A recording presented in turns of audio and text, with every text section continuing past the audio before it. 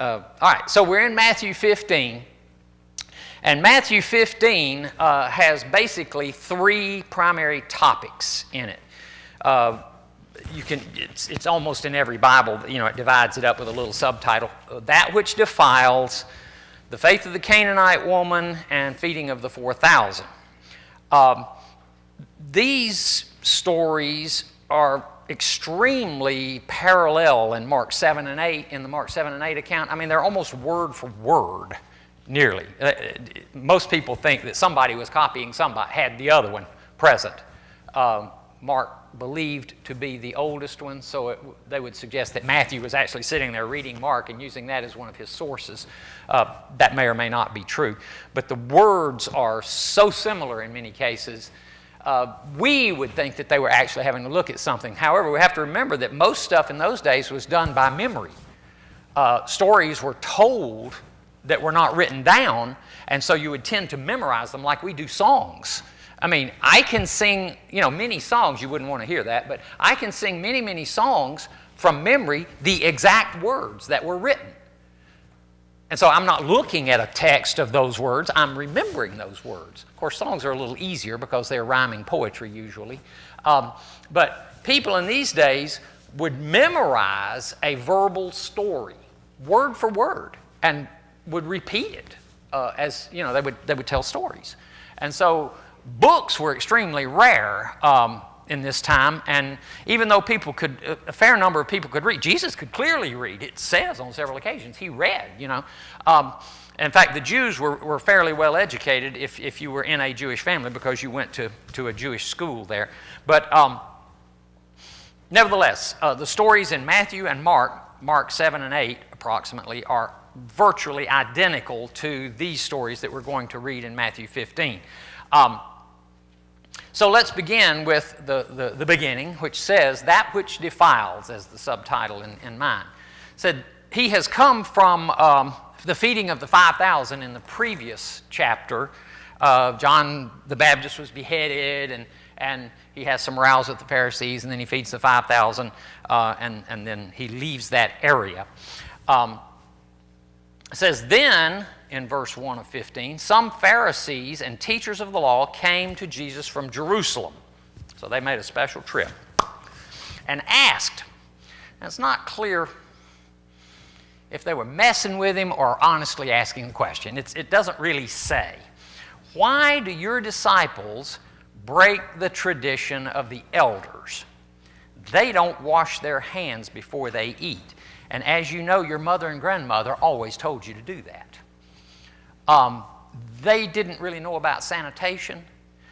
There were a few commands from God in the Old Testament that basically said to wash things and to wash yourself. In fact, they had baptism in the Old Testament, essentially. There were several cases. The one that comes to mind most strongly is after a woman had a child, she had to pass through a ritual baptism to be clean again, which is effectively a bath. But anyway, notice they call it the tradition of the elders. They don't wash their hands before they eat, because there is no statement in the Old Testament that says you should wash your hands before you eat. As far as I could find, I didn't see anything. Do you know of anything, Bill, where it said you should wash? I don't remember seeing anything like that, and I tried to find it, couldn't. So Jesus responds with a question, which is quite often the case. And why do you break the command of God? Notice the contrast. Tradition of the elders versus command of God. Jesus replied, and why do you break the command of God for the sake of your tradition? Now here's the tradition that he's going to talk about, which is not allowed under the Old Testament. For God said, honor your father and mother. And he does that in a couple of places in Exodus and Deuteronomy. And anyone who curses their father or mother is to be put to death, which is in Exodus and Leviticus. But you, that is your traditions, say that if anyone declares that what might have been used to help their father and mother is devoted to God. The word that he uses there, which is described, I believe, in Mark, is korban. It's I guess, an Aramaic word that refers to this practice. Is devoted to God. Let's see. if anyone declares that what might have been used to help their father and mother is devoted to God, they are not to honor their father and mother with it. In other words, you can say, okay, I'm going to give this really big contribution to the temple, and that was what I was going to use to support you, so good luck. Be warmed and filled to your parents. He strongly implies, of course, that that is not honoring your parents. So it's not just, I appreciate my mother and dad. Okay, that's a type of honoring. But this is taking care of your mom and dad. And after you're grown and have your own resources, looking after your parents. In those days, families tended to all live multi-generations in the same house quite often. We don't do that much anymore. But it's starting to grow a little bit again. At least 26 and 35-year-old children seem to come back to mom and dad for reasons I've never really quite understood. But I was watching some pre-Olympic competitions around Europe and the United States on the Olympic Channel for the past week because they're all getting ready for it and running all these additional competitions and things. And I was surprised at how often these 25, 26, 27-year-old people who are almost professional athletes they would say, he gets a lot of fan mail, but his mom handles it for him. So you're 28 years old and you probably are still living at home. Gosh, she's probably handling anything because they have sponsors. You don't have to be a true amateur anymore. You can have sponsors now. In fact, if you look at their clothes at these various amateur things that I've been watching all week, they all have sponsorships on their clothing. And they'll grab a Red Bull and drink it on screen and things like that. So they're being sponsored. Otherwise, they wouldn't be able to afford any of the stuff they're doing. Michaela Schifrin, which is one of the new up-and-coming skiers that we have, a very pretty girl, very, very talented skier. She has a team of 5 full-time people, one of which is her mother. But she has a ski equipment technician full-time and 2 coaches. Her mother's a 3rd coach, and a therapist, something or other person that keeps her in good, physical personal trainer or something like that. 5 people, full-time, and they're flying all over the world constantly. How many hundreds of thousands of dollars does that cost in a year? It's got, you got to have a sponsor. Anyway, so they say, okay, if you give a big gift to the temple, you can say, okay, that was what I was going to use to support my mom and dad, so good luck with that, and away they go. And he says, that's not honoring your parents at all. In fact, it's almost like cursing your parents. They say, well, I didn't say anything bad. Yeah, but you did something bad, which is the same thing. You're causing a curse on your parents, the curse of not being supported. And in those days, that was really hard because when you got old, you couldn't work. I mean, we're quite a bit healthier in our lives on average here. When Social Security was first put in place and you retired at 65, the average age at death was like 69. So they didn't have to pay for it for very long. That's one of the problems with Social Security now. When we retire at 65, we live to 85 or 90 now. And so that really puts a strain on the Social Security system. In fact, when they started it, it was 1.5% of the income, and now it's, well, if you count the part your employer pays, it's about 15% of your income. You pay about 7.5%, and they pay about 7.5%, something like that. So it's the death rate was much higher, and poverty rates were probably quite a bit higher in those days. But anyway, he says, you don't have to honor your father and mother, you say, if you do this. Thus you nullify the word of God for the sake of your tradition. You hypocrites. Isaiah was right when he prophesied about you. These people honor me with their lips, but their hearts are far from me. They worship me in vain. Their teachings are merely human rules, which is from Isaiah 29. Jesus called the crowd to him and said, listen, understand. So he's going to continue this. What goes into someone's mouth, food, presumably, does not defile them, but what comes out of their mouth, that is what defiles them. Now, I can quickly and easily say, well, I know a lot of people that I wouldn't trust as far as I could throw them that talk a good game. Nothing bad comes out of their mouth. But I think he's using the mouth here as an analogy for your life, what your life says here, because it's possible to lie and get away with it. I mean, we see this all the time. What's the joke? How do you know if a politician's lying? Their lips are moving. You know, the idea here is if a person, your life speaks volumes about you. And so eating food, okay, it makes you fat maybe, and if you eat poison, you will die, yes. But he's not talking about that. He's really talking about normal people eating normal food. That doesn't defile you. And see, they had a lot of foods they couldn't eat because they felt they were unclean and would defile them.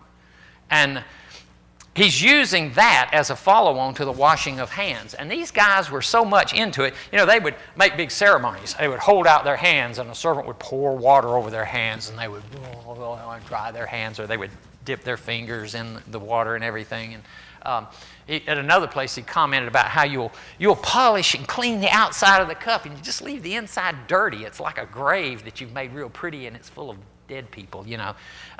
They weren't doing this for, we would say, sanitation.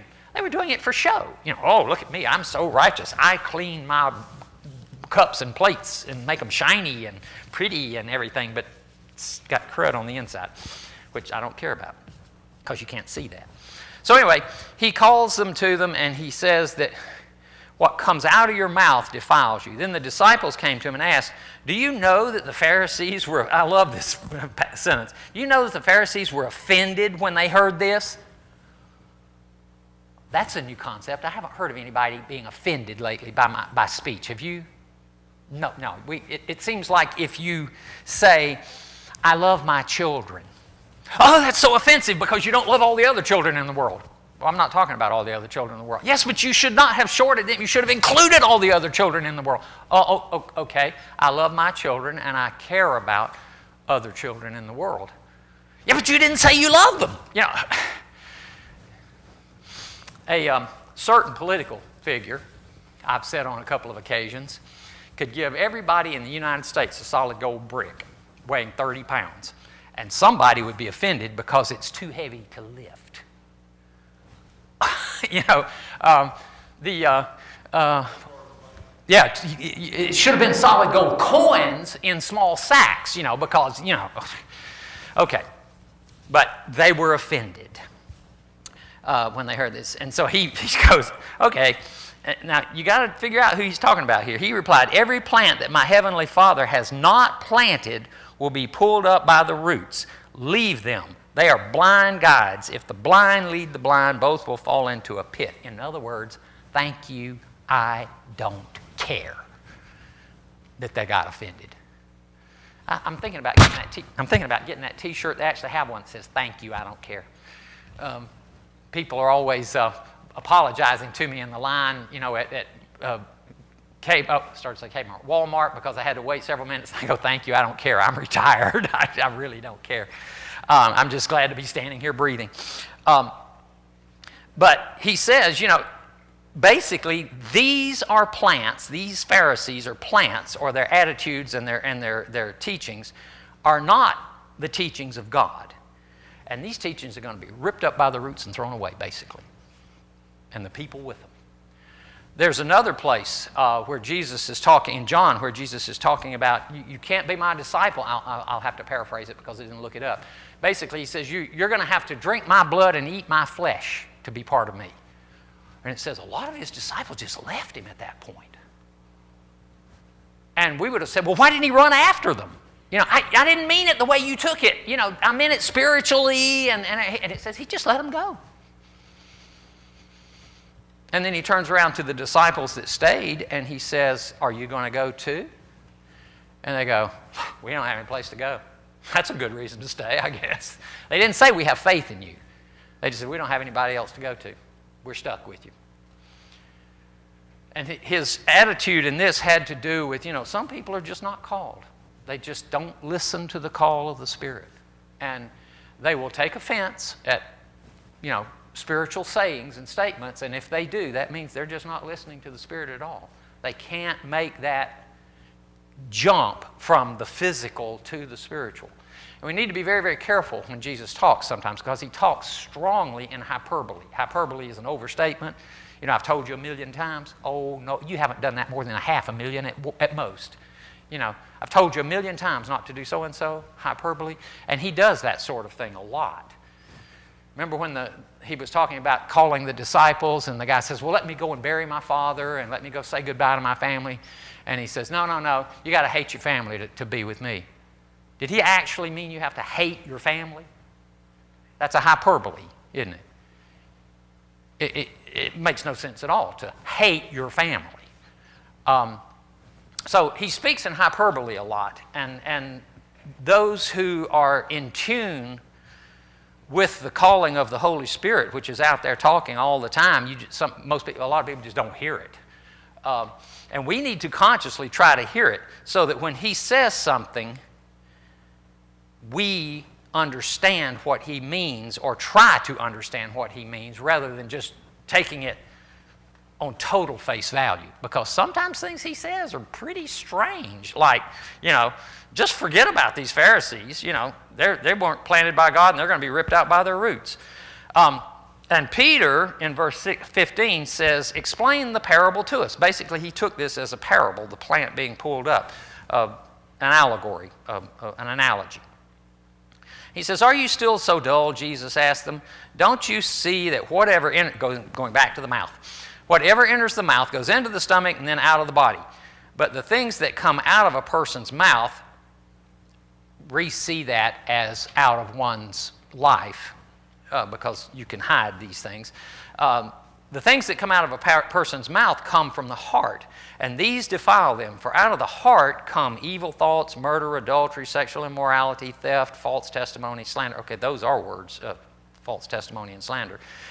These are what defile a person, but eating with unwashed hands does not defile them. Again, speaking spiritually, you could defile yourself with bad food and get really, really sick and even die. But that's not what he's talking about. He's talking about spiritual things, even spiritual food here. The things that come out of your heart, that you keep in your heart, tend to reflect what you do in your life. And even if it doesn't, it's still in there. And it's tearing you to pieces and destroying you.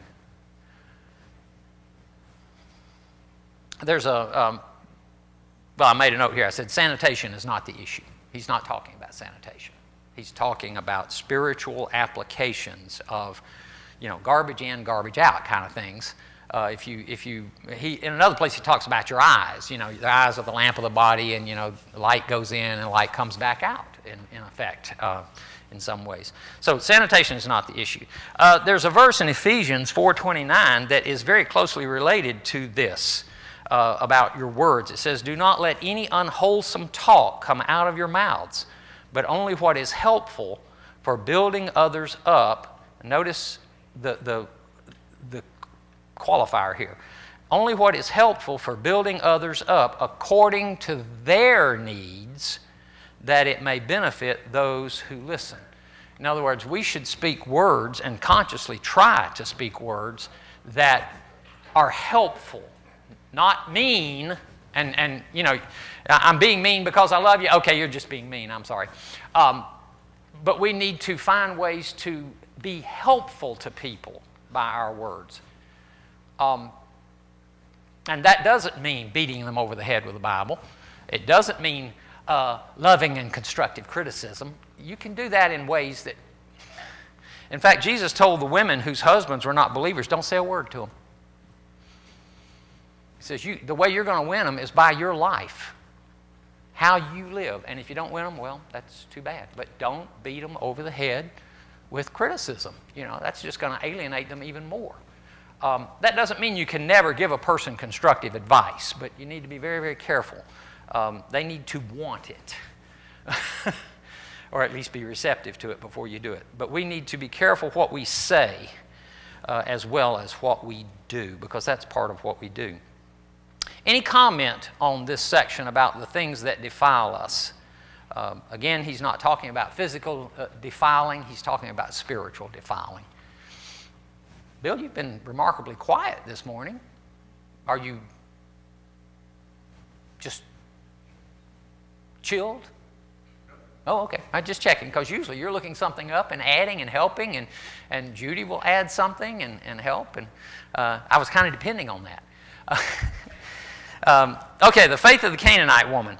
Leaving that place, Jesus withdrew to the region of Tyre and Sidon. A Canaanite woman from that vicinity came to him, crying out, Lord, Son of David, have mercy on me. Now, she is not a Jew. Have mercy on me. My daughter is demon-possessed and suffering terribly. Most likely, she had some kind of illness that made her, get deranged in her head or something. Jesus just ignored her. He didn't answer a word. So he's got a game going here with his disciples. He's not really gaming her, he's gaming his disciples. Jesus did not answer a word. So his disciples came to him and urged him. Now listen to what they urge him to do. Send her away, for she keeps crying out after us. In other words, she's bothering us.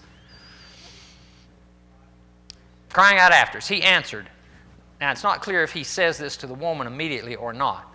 I was sent only to the lost sheep of Israel. Okay, he's playing a game with them.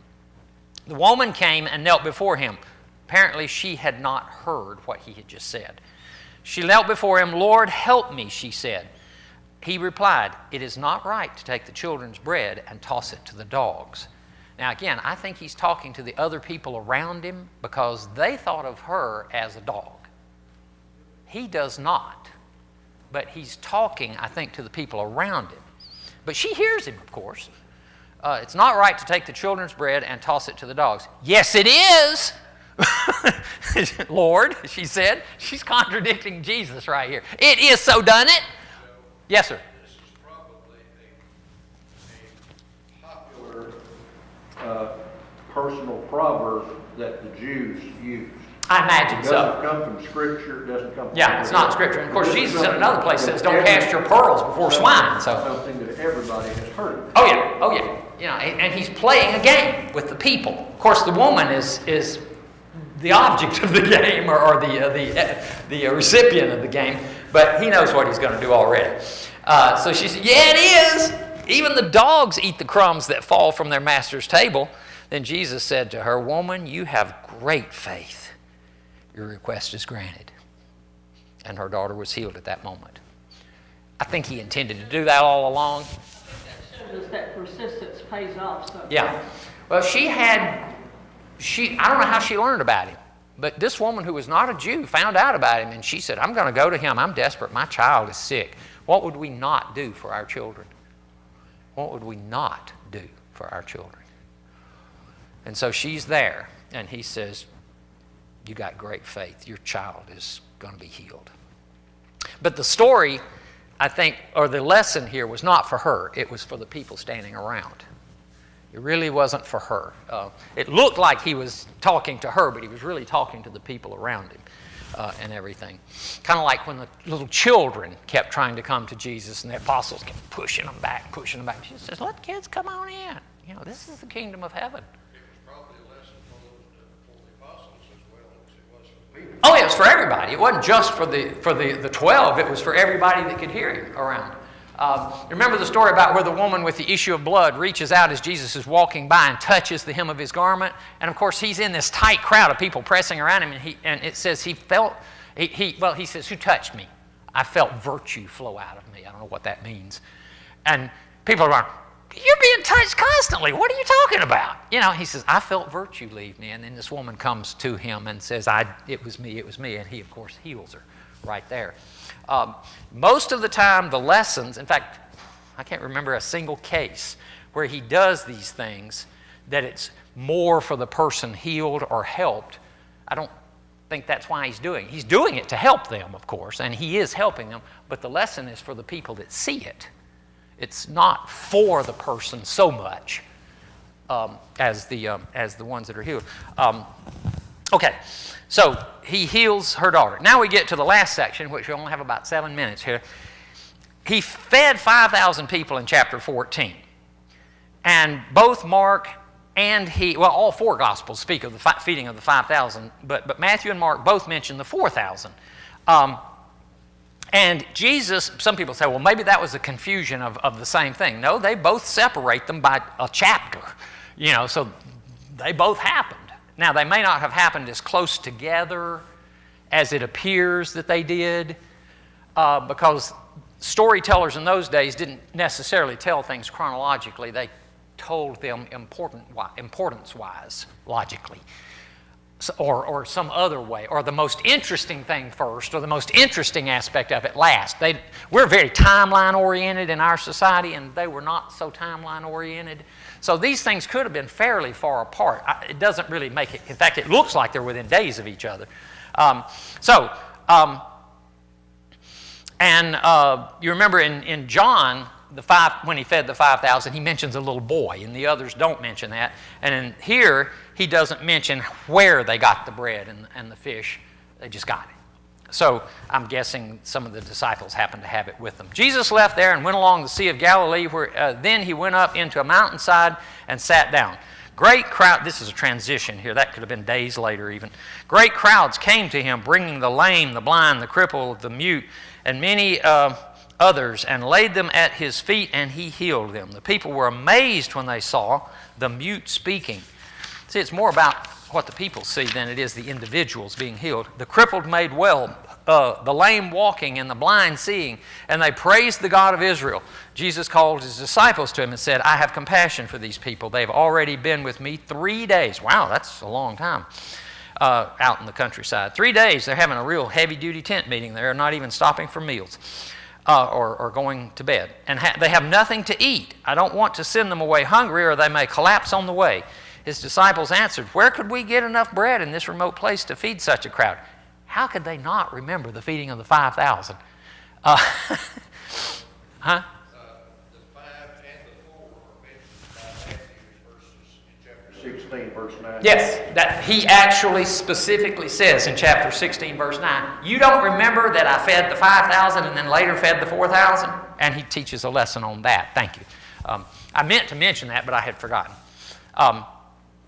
But apparently they either didn't remember the feeding of the 5,000 or it was different people or something. I don't know what happened there. Gas has gone up lately in the past several months from about $2 a gallon to about $2.35. How do you feel about that? What? Not good. Do you remember what it was several years ago? $3.50. It's like getting older. You can't, you just live with it. Yeah. The stock market in the past several days has gone, I watch the stock market almost like a religion. The stock market has gone down about 1,000 points in the past week. It's time to panic. Sell, sell, sell. But it's up 31% from last year. It's up. It was up 7,000 points in the past 12 months. So instead of being up 7,000 points, it's up 6,000 points. Wow, we quickly forget, don't we? Those things. Politicians depend on us to be forgetful sometimes. They'll do something and they think if they just deny it for a few weeks, it'll just disappear. And oftentimes it does. We just forget about it, you know. Or other people do the same thing. They'll forget, you know. People are very forgetful. And apparently these guys couldn't even remember the feeding of 5,000 people. It must have not been that impressive, I guess. Jesus in verse 34 says, how many loaves do you have?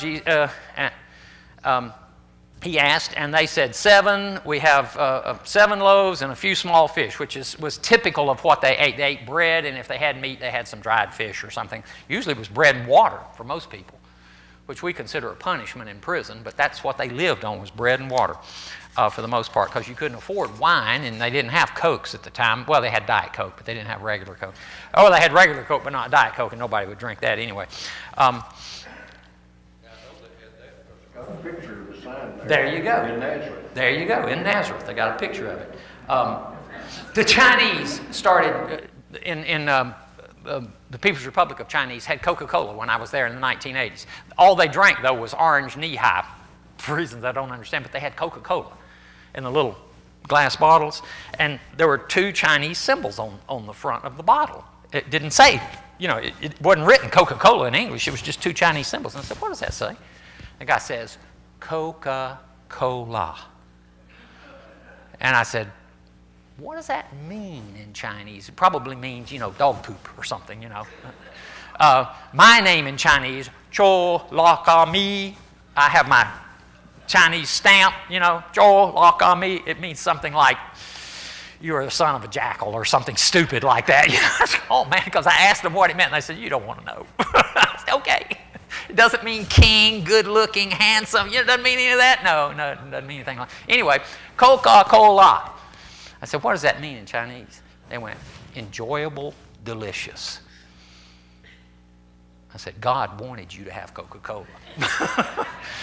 Because what's the chance of that, you know, coming out as enjoyable, delicious? Okay. How many loaves do you have? 7 and some small fish. So he does his thing with the crowd. He breaks it, gives it out. Afterwards, it says the disciples picked up 7 baskets full of broken pieces that were left over. The number of those who ate was 4,000 men, and again, it qualifies it as it did with the 5,000, 4,000 men, besides women and children, which could have been twice as many, easily. After Jesus, that's so sexist. I just can't handle that. It's so sexist. That was how they saw things in those days. After Jesus had sent the crowd away, he got into the boat. Remember, he had come over on a boat and went to the vicinity of Magadan. I have no idea where that is. It's what? It's on the Eastern coast of the Sea of Galilee. So we now have that. Thank you. See, I did get you to help me out there.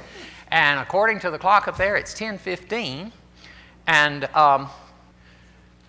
may the words of your mouth and the meditations of your heart be acceptable to the Lord. Amen.